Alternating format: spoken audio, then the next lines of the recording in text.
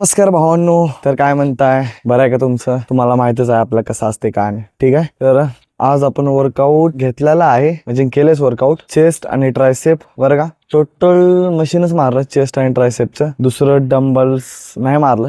ठीक आहे, पुशअप पण नाही मारलं, फक्त मशीन्स मारलं चेस्ट आणि ट्रायसेपचं. प्रेस पण चांगला पडलेला आहे.